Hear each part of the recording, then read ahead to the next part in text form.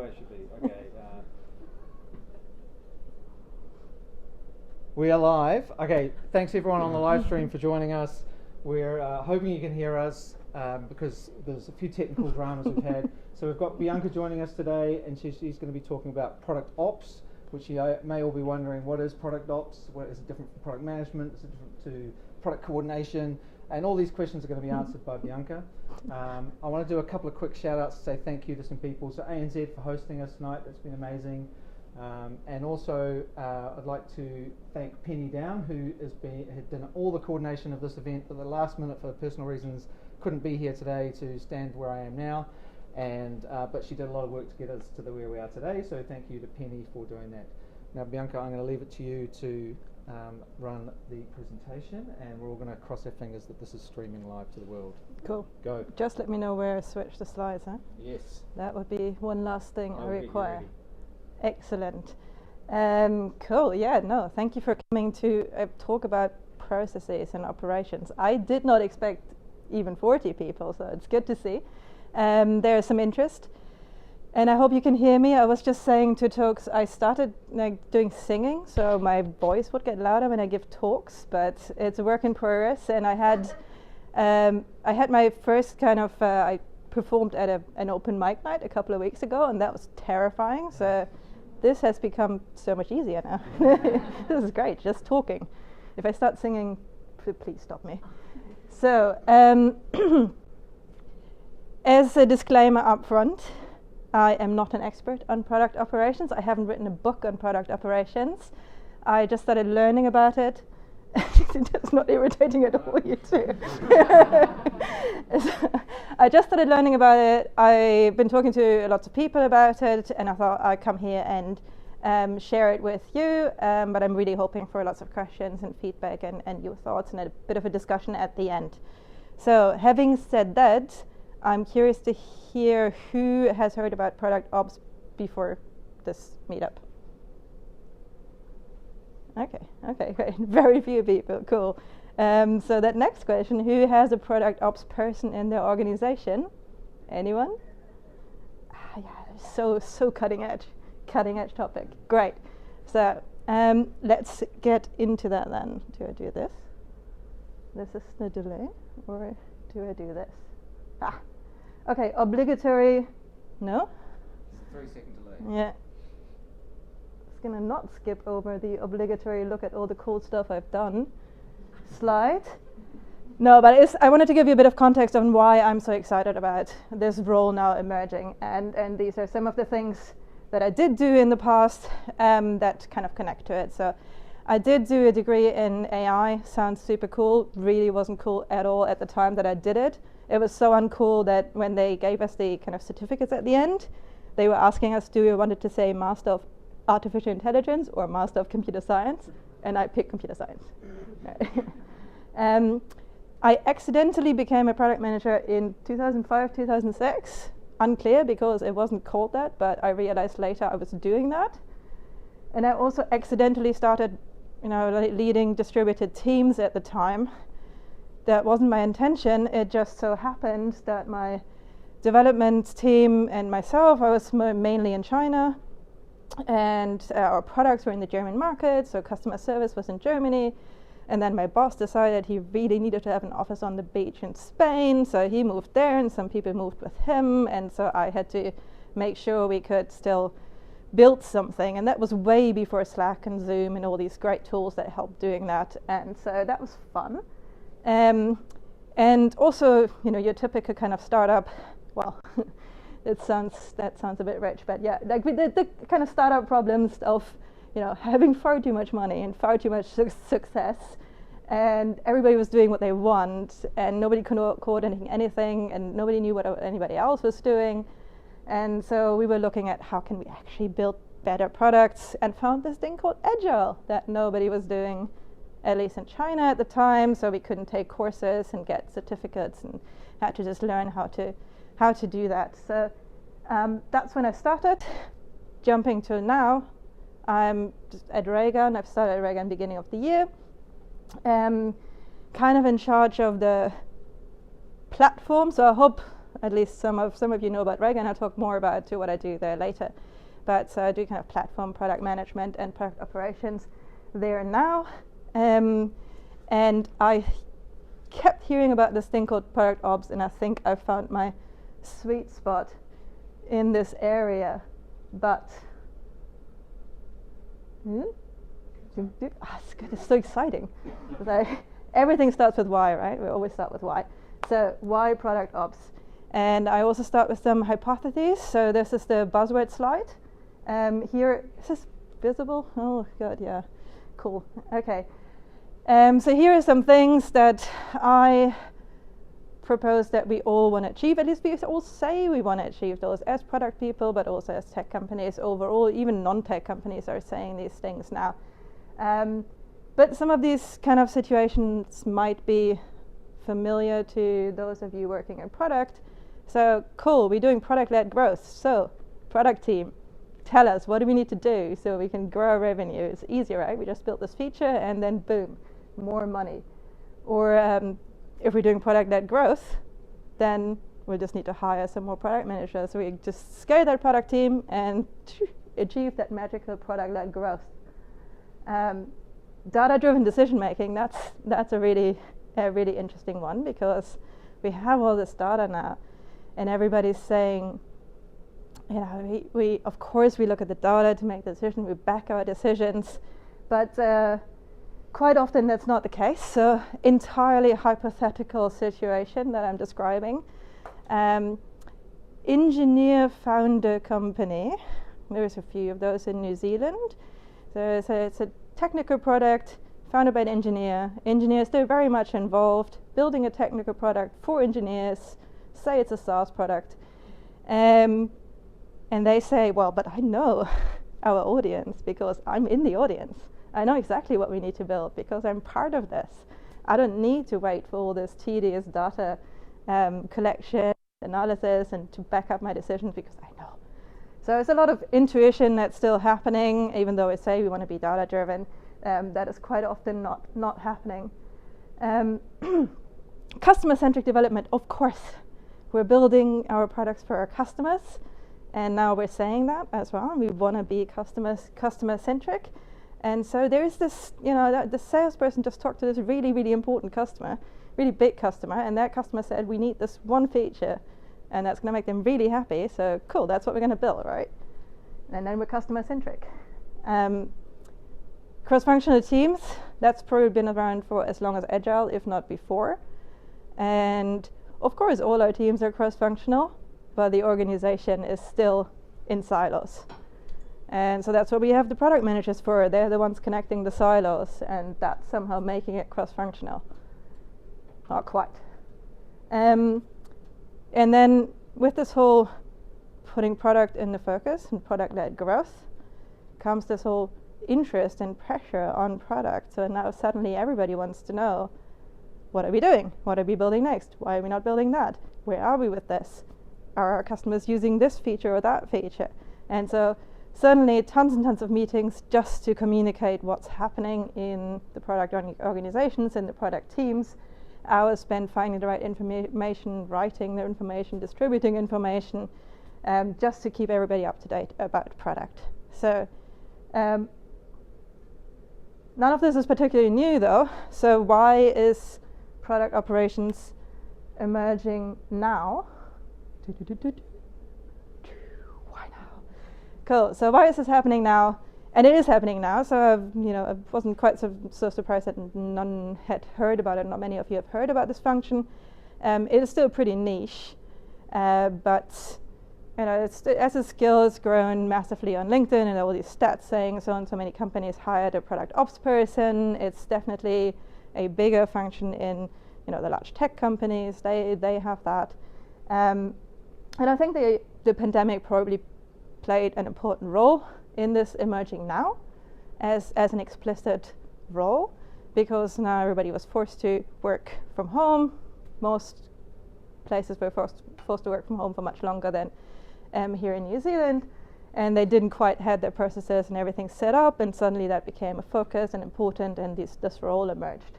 But there's also a couple of other reasons, like the product manager role. And as you've seen, I've done it for about 15 years now. It's changed quite a lot over that time. So I started classically as the product owner type, writing user stories, managing the backlog, never talking to a customer, writing lots and lots of specs, building the product, putting it out there, done. And that has shifted quite a lot recently, and now product people are spending a lot more time on the discovery, a lot less time in the delivery side of things, a lot more on strategy and talking to the customers and gathering feedback on the data and all these things. So it's been shifting for quite a bit. Data explosion, that's probably been said for every year for about the last 10 years. Doesn't make it less true. We have tons and tons of data, more and more, and we're still not very good at using it. So this curation of the data and collecting the right data, understanding it well, it's not happening inside product organizations as much as we could do. In fact, that's kind of the number one things product managers, well, in some survey that I've seen, product managers are saying they want to have the data to back their decisions, but they don't have the time to get it and to really look up the right data to decide what the customers want. A lot of the stuff has to happen on the spot right away. They don't want to be a bottleneck. So data explosion is still very much going on. Autonomous teams. That sounds ideal for the teams. So of course, everybody wants to work in their own kind of way, but it's quickly posing some problems when you want to scale. And of course, we all want to scale because growth. So autonomous teams, if they mean that everyone is doing things their own way, that's becoming a problem, because then you have knowledge silos. So you have every product manager with their own preference, their own tools, their own processes. Another hypothetical example here. Say you've got one development team doing Kanban in 1 week cycles and one development team doing Scrum in 2 week cycles. Really hard to coordinate the work across those teams. Also, so the knowledge silos, but really growing that team, onboarding new people, getting them up to speed on how you're doing things and what happened before them and what the tech debt is and why decisions were made, and all of that stuff becomes really difficult. And then there's also this emergence of ops roles everywhere. So DevOps is probably something we're a lot more familiar with. It's been around for kind of a longer time. When I was doing this research, I found all these other roles that I haven't experienced because I haven't been working in kind of larger organizations for a while, but I was just talking to somebody who has a design ops function in their organization, which I'm really curious to hear more about. But there's sales ops and marketing ops and all these ops functions. So introducing product operations. This is the slide with all the text, because I wanted to give you some different definitions. I kind of put together a definition from some of the most outspoken people at the moment. There aren't very many, but some of them have some really, really interesting talks on YouTube. I encourage you to watch, and there's some podcasts and so on. But the romantic definition of product operations is the one of the golden thread that weaves through the organization. It connects everything. It makes sure the information flows and from the business strategy to the product outcomes. Everybody knows exactly what's happening and what to do, and prioritize the right things. And it's this golden thread.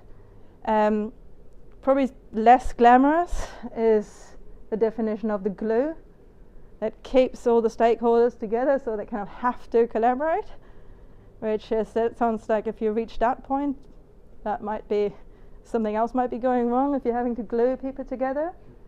But this kind of simplest and the definition I like the most, and it's simplified, but I like it the most, is this: if you think of the product manager as the person who builds the thing, or the team that builds the thing, then product operations manager is the person who makes it easier to build the thing, because it is very much a supporting function and enabling function.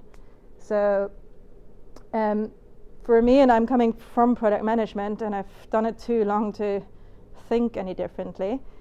But for me, I think about product managers as the customers of product ops. I get more to that later. Seeing as I'm doing both at the moment, you can see how that's becoming really schizophrenic, because I'm my own customer at the moment, so weird conversations. Really important to point out what it's not, because I've also even read in some articles that product operations managers are there to pick up the stuff that product managers don't do.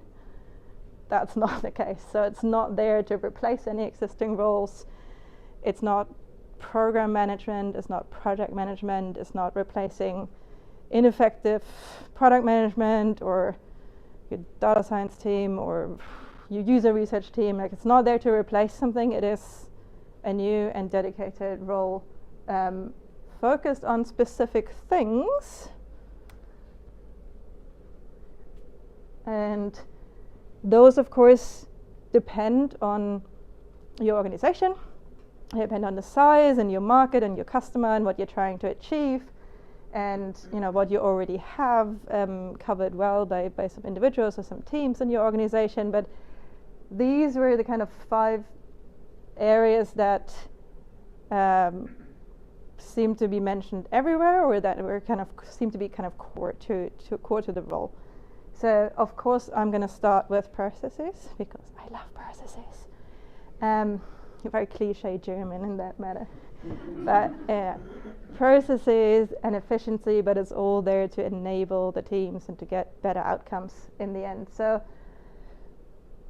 if we're wanting to scale the product teams, and that's where we're starting from, then chances are you've got a lot of different kinds of processes going on, and there are some that you can standardize and streamline and make more efficient by looking at everybody doing things in a similar kind of way, by looking at the tool stack, making sure you're not using 7 different tools to achieve the same outcome, making sure that the tools that you do use and pay a ton of money for, Salesforce, that you actually use them to what they can achieve for the different people and the different roles. It's about establishing best practices, and there's one thing about saying we all want to be doing the same thing, but you only really do it when you sit down and you define it and you document it and write it down. And yes, there are some stuff that can be automated as well, which is why I had to mention that AI thing, because automating processes that are repetitive is exciting. Cool. Data and information synthesis. Now, it is not, again, about replacing the data science team. If you're lucky to have data analysts, data engineers, fantastic.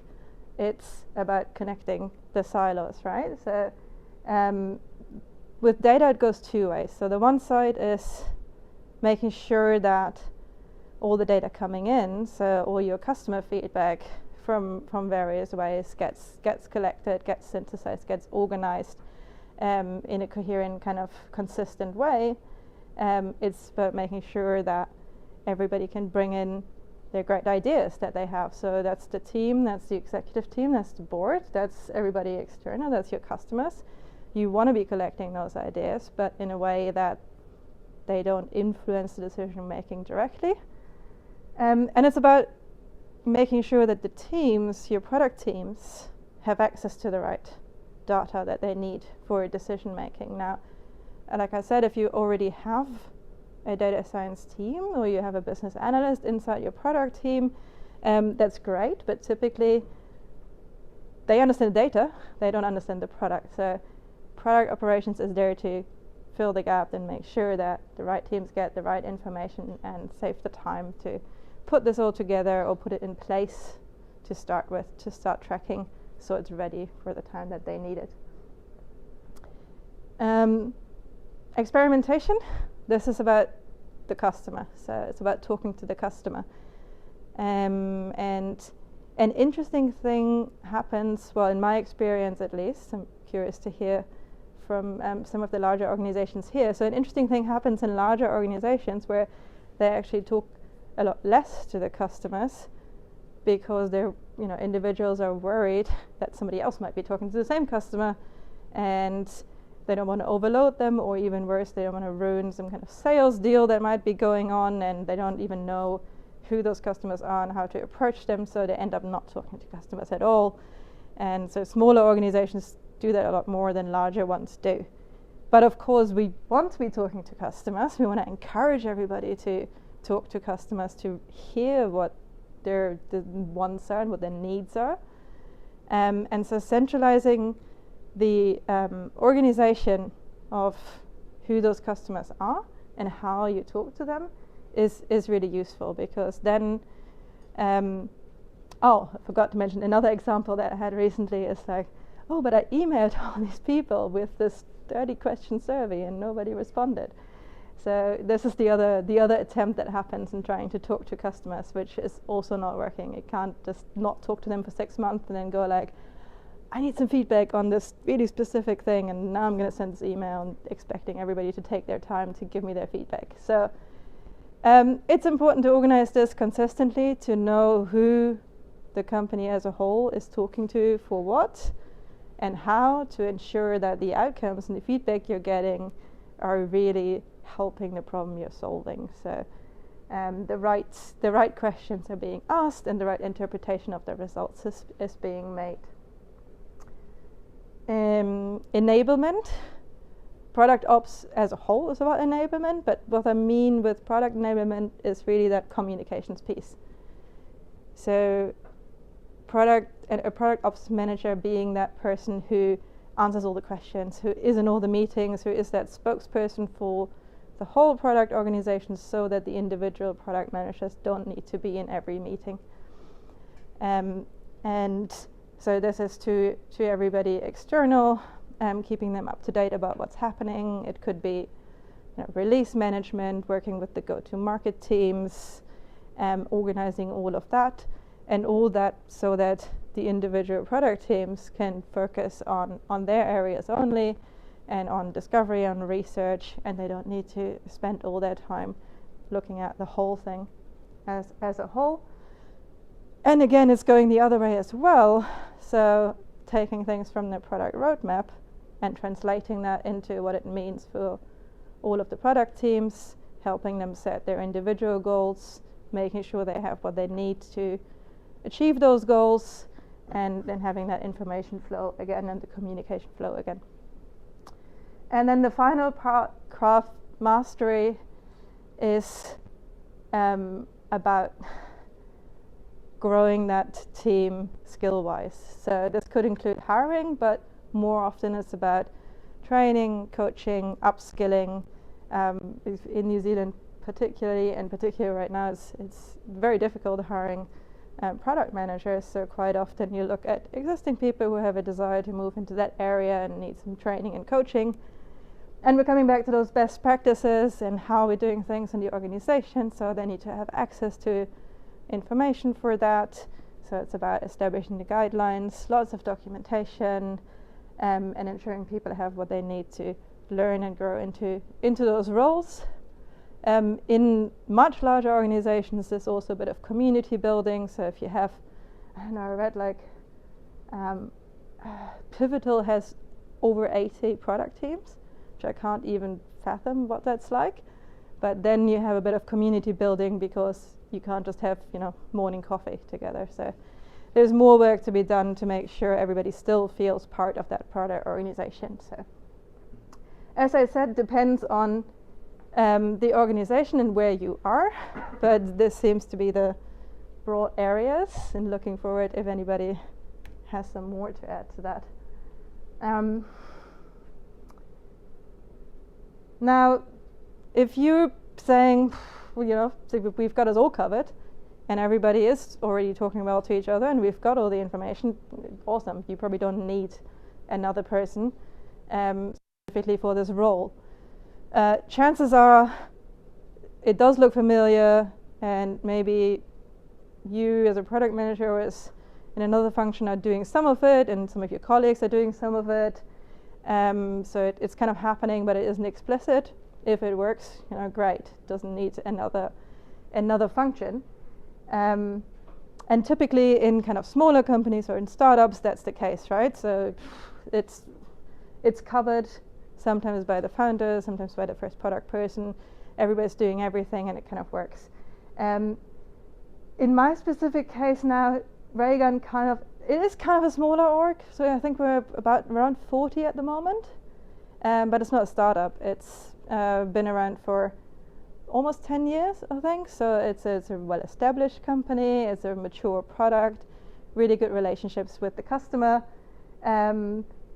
Quite lean at the moment on the product side, but so we're wanting to scale that up, and we're wanting to scale up the business as a whole. And yeah, the product is quite technical, and the founders, who are engineers, are still very much involved, and have been making lots of decisions until now, but we're wanting to move into new markets, into new segments, and so the question is about how to do that. So when I joined Raygun initially, so 6 months ago, this was to do product management. It was to free up the VP of product from that day-to-day stuff, so she could focus on strategy and market and growth, and like the things she is supposed to do, those kind of new segments. Where do we want to go? Keeping the business running, but looking at where do you want to go and keeping that balance. And I was there to make sure we're implementing the strategy that she's finding. But I realized, with this mature technical product, it was quite light on the actual hands-on product management while we're building some really infrastructure-heavy projects. And at the same time, we had this wealth of customer feedback, like years and years of feedback that we got either directly or in conversations, or somebody was sharing something on Slack, or in support tickets, or lots and lots of different sources, Twitter. And I felt there was a real value in looking at that and organizing that, especially with this view on the new market and this new group of companies and segment that we wanted to go into. So look at what's the feedback we're getting from those groups specifically, what can we learn from that, what are the insights that we're getting from the customer feedback. And so I focused on doing that, which is an ops kind of thing to do. And also I thought my time is probably better spent, so not writing, doing discovery for the next 3 years of potential things we could build, but actually on establishing that structure and the processes to be ready to take on more people and scale when that's happening, which is now, by the way. So if anybody is looking for a product management role, we're also going to be hiring right ops. But so I've kind of quickly moved into that. It is a natural fit, let's be honest, but also I felt like that's where I could add the biggest value right now in that company.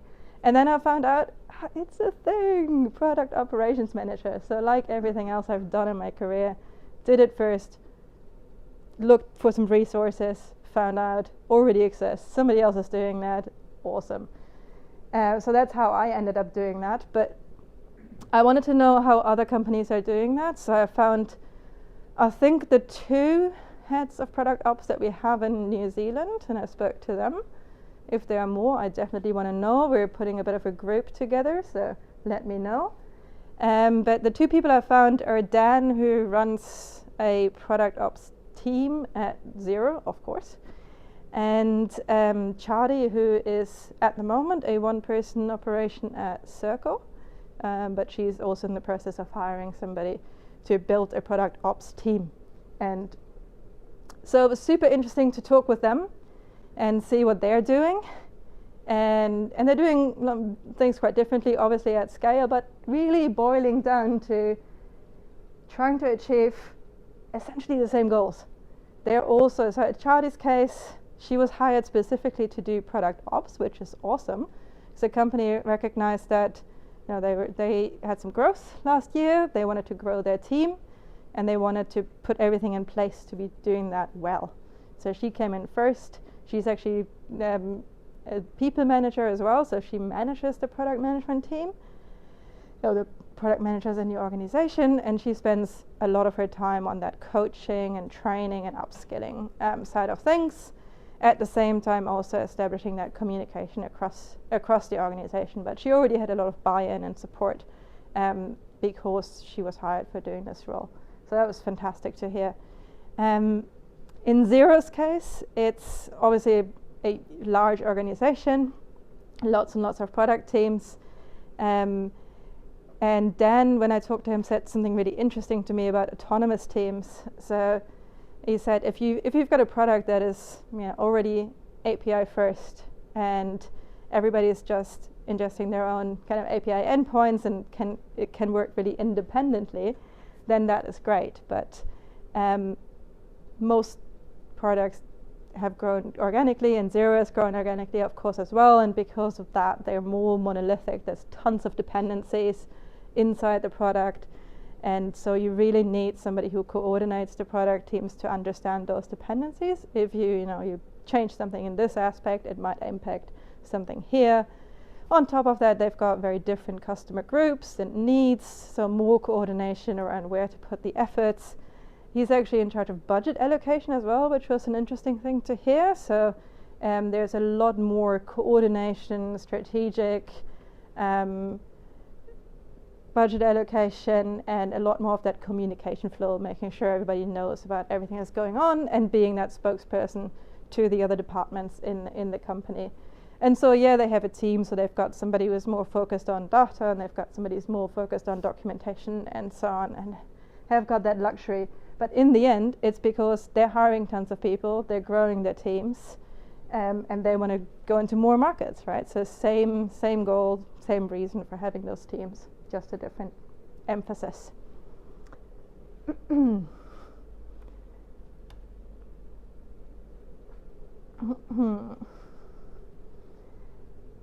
Cool. So, who wants to be a product ops manager? Like I said before, you might think, well, this is some of the stuff I do already, you've got that already covered in your organization. Then I would say just make that role explicit. Give the people some light who are maybe already doing that. They might appreciate it. The things that keep the machinery running, if that becomes more clear what they're doing and what they're achieving for the organization, might be a nice idea. If you're thinking, well, this all sounds like we should have a specific person in that role, maybe have a look around at who is doing some of it already or who might be good at doing that, and again putting them into a dedicated specific role, because there is lots to do. There's enough for one role, most likely. And then just reading through these resources that I found in the podcast and so on, I've identified a couple of characteristics that I'm very happy to be challenged on, but that's just something I found. I think having a product background is a necessity. You have to have lived in product organizations and product teams. You need to have seen different processes and used different tools and have had the pain in order to be able to find solutions for them. So having somebody who hasn't been in product management or is just starting their career figure out which tool best to use for organizing your customer feedback could be challenging. Now, this third point I stole liberally from one of the values that Reagan has. Assume nothing, measure everything. You don't have to be a data expert, but you have to have that attitude of always challenging an opinion and looking for proof. So a bit of this analytical brain. And that's across the whole organization, all the way to the top. And it's, again, a supporting and enabling role. You're there to help other people. That product operations doesn't get all the glory. So you have to be happy to be that glue and be in the background and making the machine run. If everything runs well, you don't hear about it. So I think that has to be a desire of yours to be that person. But you can give talks, so that's great. And then one last thing I heard a quote yesterday from, I think it was the founder of Pendo, who are doing a lot of talking about this topic because of, they're selling to product managers. So this role is all about optimizing and efficiencies, and so the ultimate goal for product ops is to optimize yourself out of the role. So that is another thing you have to be prepared for. But if you are, it could be great. It could be great life. So with that, I think that was the end. Yeah, cool. So thank you, and now I am super curious to hear from you and get some questions and get some challenges. Thank you.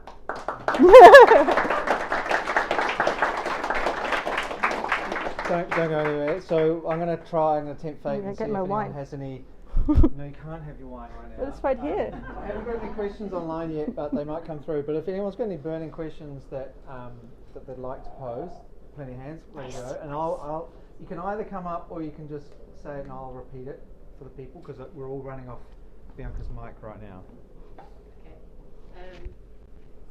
My name's Tracy. I'm the head of engineering at Trademan, where I'm running the central engineering team. So we're introducing a platform as a product concept.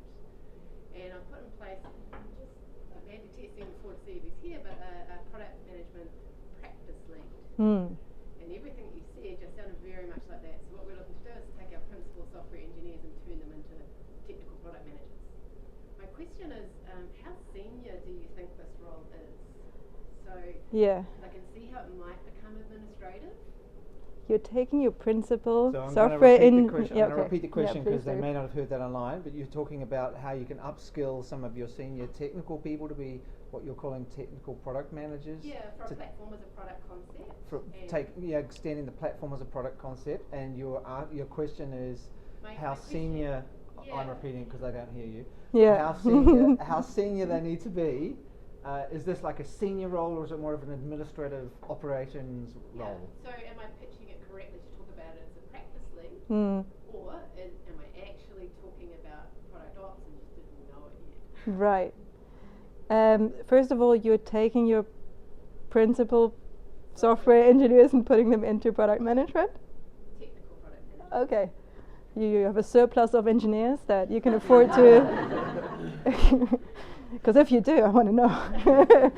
No, well, that's great. I mean, it's about if they have the desire to do that. I would say, in general, yes. The answer is yes. It's a senior role. I think it has to be a senior role, but senior in experience of working in product teams and product organizations, not necessarily senior, but with the specific things that the role entails. And I'm really kind of getting quite far out of my depths right now because I don't know. But I would say you need somebody really with this kind of attitude and desire to want to optimize things and make it more efficient. And you'll see that in different people in the organization. So I think the seniority and the experience really helps with some of that stuff, like having worked with a bunch of different tools and in small teams and large teams and so on. But the other bits is really about being happy to not be the decision maker, but the facilitator and the enabler, and holding your own opinion back and understanding where communication has to flow and all of that. So, yeah. I had a question. So a lot of when I was listening to your talk, I kept thinking, that's what product managers do, right? Like that was going through my head again and again. I'm going, why? We've already got that covered. What's the problem? But then Marty Kagan's voice is going through my head like it always does, right? Like he's going, oh yeah, these product managers, a 70-hour-a-week job, right? Like, is part of the reason for the existence of product ops to prevent product managers having to work 70-hour week to do all the things that you might be helping them with. Is that part of the rationale? Yeah, I think absolutely. I mean, it's definitely the case for me. But I think so. As product managers, as product people, we kind of pride ourselves to be masters of context switching, keeping all the balls up in the air, doing everything, being that person connecting everybody. It also means you can never be sick, you never be gone. Like I tried to block my calendar this afternoon to prepare for this talk. Forget about that. Doesn't stop Slack, right? So I think that's very much, if you find yourself trying to do everything and not doing everything enough, or feeling like you should really be spending more time on this and this and this, then yeah, that's probably a good sign to think about product ops. And yeah, so for, let's say, a small organisation who doesn't have a product ops function at the moment, so it's a bit unfeasible to just like pull somebody in and be like, you're going to be a product ops person to lead this. How do you see that working as more of like a shared role around a team? So the question was for smaller companies where you're exploring whether to have a product ops role, but you can't justify having a full-time person employed doing it. Is it something that can be shared across the team? So this is why I'm such a fan of remote work, and been doing this for a long time. Actually, I was at the beginning of last year. This is not a joke, right? I was talking with an engineering manager at Xero in Auckland, saying I can consult and help you on setting up your organization so you can have lots of remote teams and actually scale much faster. And they said, nah, we want people in the office. So I think so the pandemic has helped in really surfacing that these things need to happen. And that's how I would do that in a small team as well, because they, to some extent, are already happening. Just make that more visible and don't just assume it's just going to work. Somebody's going to document this bit and somebody's going to manage this tool and somehow it's all going to work. But that these people who are doing it, make that explicit, make it part of their role and see where the gaps are as well, right? So if you're thinking about introducing a product ops role, I mean, my recommendation for that would be a product manager. Do some discovery, look at where the needs are, like do some prioritization on those needs, try something out, measure your results, and iterate, right? So, and I think that works for very small teams too. Liam. Is product ops more product discovery or product delivery focused? The question is product ops more product discovery or product delivery focused? And I'm going to extend that question because I had a similar thought. Right. Some of the things you talked about around data and interviews, like, are you facilitating the ability to use data rather than doing the interpretation of it as you might do in discovery? Yeah. I kind of want to throw that question back and be like, what do you think? Because I think, it depends. Where are your main needs? But you said the word, right? It's facilitating, it's enabling, it's not doing either. So if your product organization is very focused on discovery, like say we are at the moment, then product ops will be focused more on that as well, and giving them that customer feedback and setting up the experiments and but not supporting doing the that. Interpretation of the results. Not doing that. Yeah. Like, that's the thing. You never get the glory. Well, neither do the product managers for that matter. But hey, I'm gonna stop it there because a short stream is a good stream. So thanks everyone for coming, and I'll unprofessionally come over here and stop the stream. And big round of applause.